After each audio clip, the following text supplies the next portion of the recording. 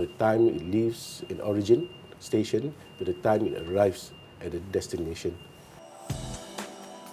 It is the only dedicated cold room facility in the Asia-Pacific with airside access and is expected to strengthen Singapore's position as an air cargo hub. And it's probably the first perishable handling centre in this region which is halal certified. And it gives opportunities for exporters, for retailers to use it as a distribution centre. And it will encourage new trade flows through Changi Airport.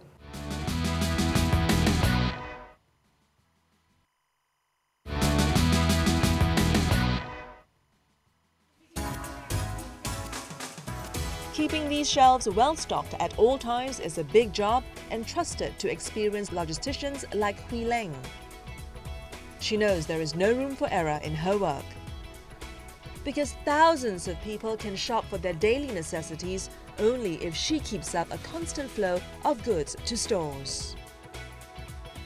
The mission that we have is to ensure that the right product at the right quantity actually reach the store every day at the right timing so that we can service our customers.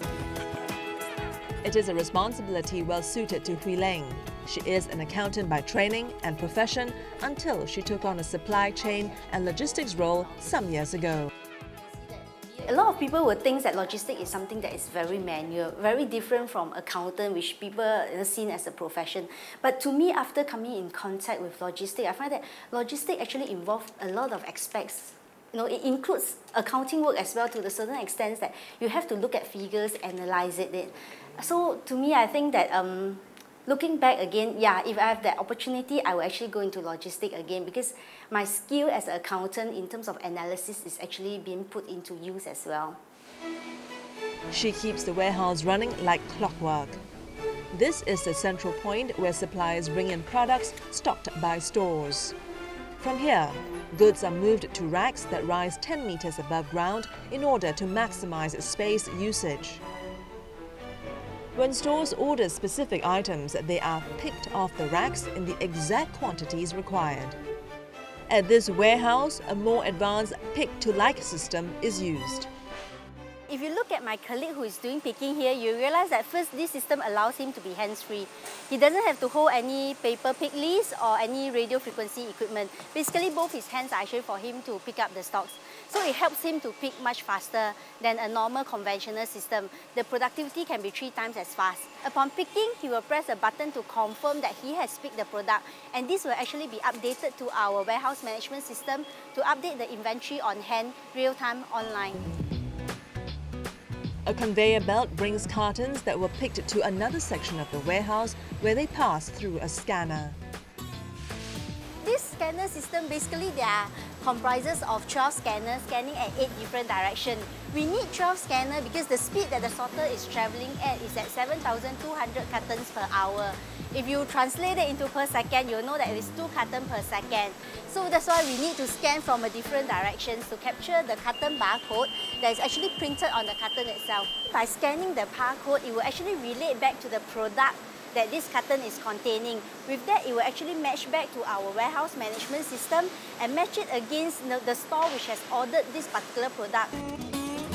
With this information, the sortation system automatically directs cartons to specific lanes that represent individual stores.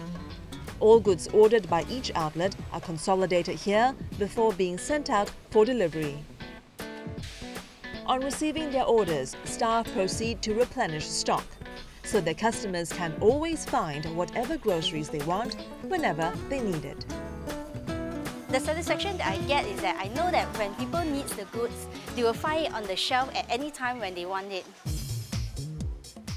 How most of these books reach the hands of consumers is a story in itself.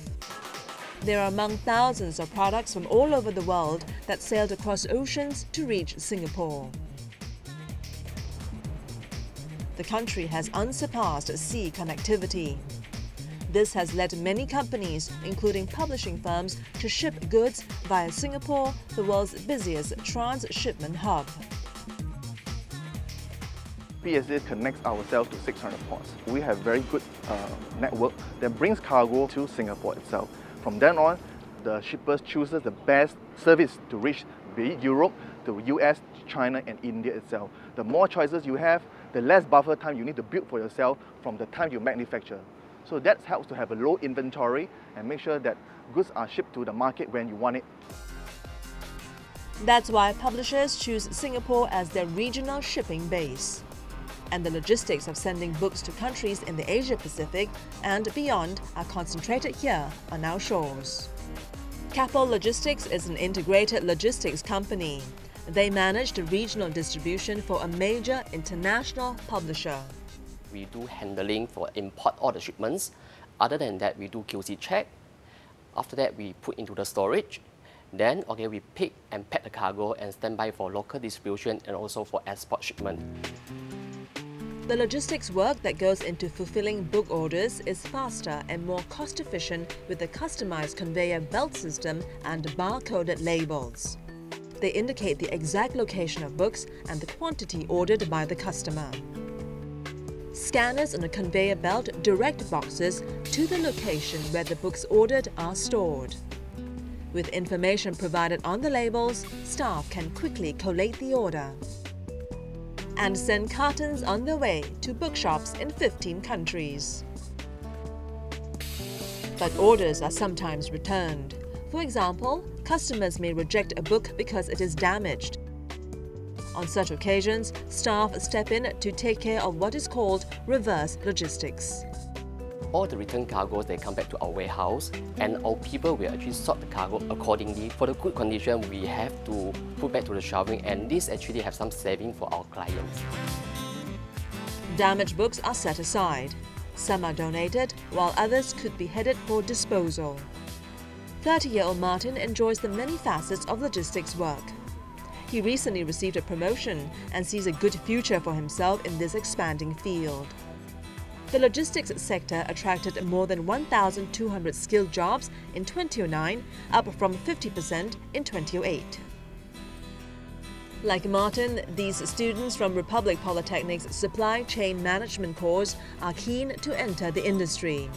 They are sure they have made the right choice after a fulfilling attachment with logistics company WLNA.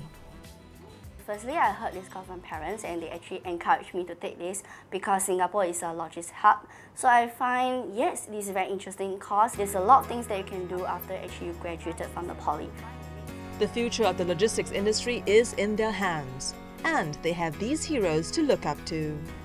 These professionals in consumer logistics have dedicated their talents and skills to make our lives safer, more convenient and enjoyable.